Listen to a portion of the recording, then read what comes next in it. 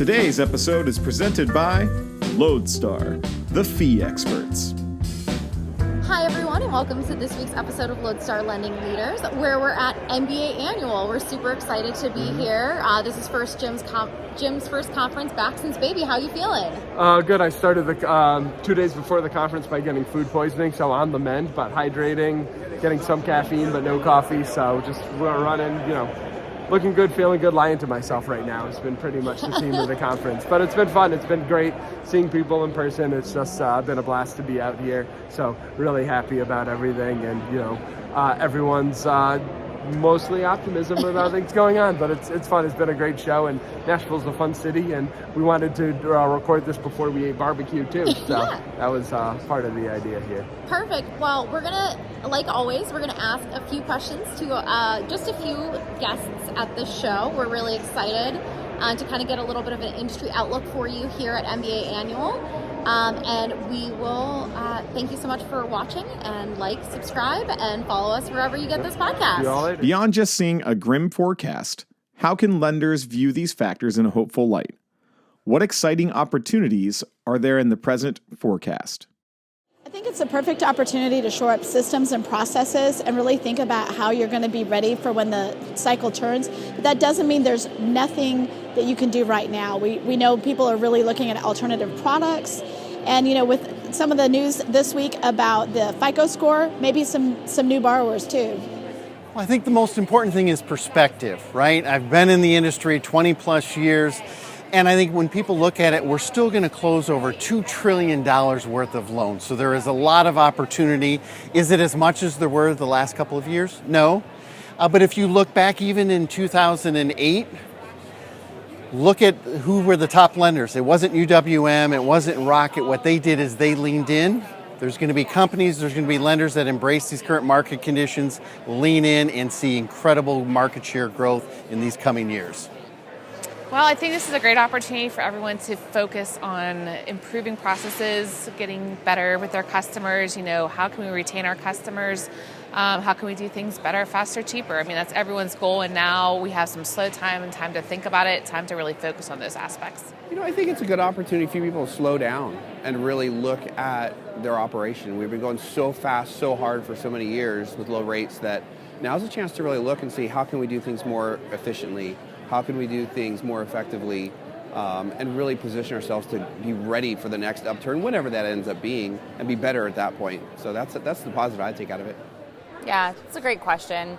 I think we're all feeling it, right? Not even just in housing, but across all the economy. And the one thing that sometimes people miss the opportunity to do when we're in these down markets is to really look at it as a time to go inside, right? Figure out operationally where you can be more efficient, where you can fix processes that probably need to be fixed. If you've got technology that you can implement, it's a great time to do that. When we've got a lot of purchase or refi or whatever volume it is coming through, it can be hard to make change at scale because you've got so much happening. So this is a great opportunity to be able to really look at operational efficiencies internally, and as much as you can get done and prepare so that when the market comes back, you're in a better position to seize it and come out on top is what we highly recommend. What do you consider the biggest benefit of everyone coming together at events like this? I think seeing the innovation that other people are doing can really spur innovation in your own company and in the way that you handle things. And then seeing people who are doing pretty amazing during this downturn could be really encouraging. I think it's the ability to collaborate, right? See what other people are doing. How are they trying to solve the industry problems? What are the new products, the new offerings that maybe you weren't aware of? Talk to your peers, find out what they're doing. We just talked about different podcasting mechanisms and tools. So I love having the opportunity to talk to people in the industry, see what they're doing, and how we can continue to grow, learn, and collaborate to keep moving things forward. I think it's great to see everyone's different products every year. Everyone's continually to develop new ideas, new things. So this is a great time to hear what's new on everyone's mind, what they're working on, and how we can all help each other. Collaboration, 100%. You get to meet people that are doing different things than you're doing, have different experiences than you're doing, have different customers than you're doing. And so I think that's the hardest thing to do virtually. That's okay. They're delicious. We're giving away pie pops. But yeah, I think it's all about the collaboration. I think that there's a lot that can be done on WebEx and Zoom these days, but sharing ideas and just giving yourself that time to breathe when you think, that's where the really cool ideas come from, and it's so hard to do that on WebEx. So getting everybody to come here from different areas, different backgrounds, different service providers and technologies, I think is probably the best things for the events.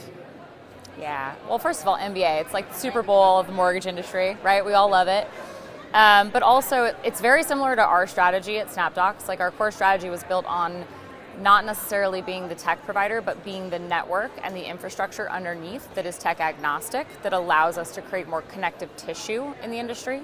And so, same thing, like events like this, it's an opportunity to talk to competitors, partners, and clients alike, right? I mean, we're all in this together, and we have to find a way to help better service this industry and better service the borrowers.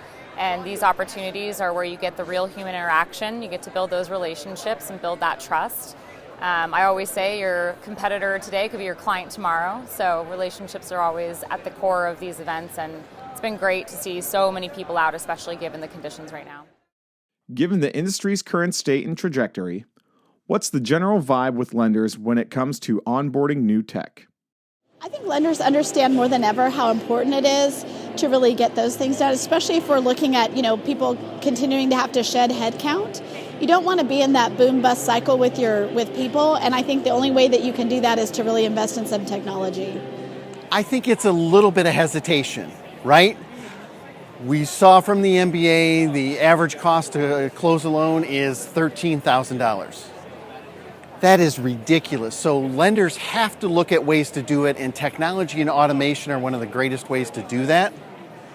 But it's also, if you don't have user adoption, if people aren't embracing it, it doesn't seamlessly fit within your tech stack. So there's some hesitation, and I think it's a little bit of a pause, make a well-informed decision, and move forward. I mean, again, going back to that first question, everyone's looking to do things faster, more effectively. How can they, reach their customers faster than their competitors? So any kind of tech they can bring on board to help in that aspect, they are all about. How much does it cost? How much time is it going to take? How many people is it going to take? In general. But I think, too, there's going to be more focus on what does this actually help us with? What problems does this new tech solve for me? And is it, worth it in today's kind of shrinking environment? So there's much more emphasis, I think, on value it provides, functionality, and really taking the time to understand that versus just hearing about something new. Hey, we got to get that. It's, okay, let's dig into this a little bit more. Yeah, it's a good question. I had a panel, I think you were there at Housing Wire recently, where we had a couple lenders on stage speaking to this, and they're honest about it, right? They're not all going to be investing in technology at this moment, and if they are, if it's going to help them with deal flow, bring in more revenue, they're very interested.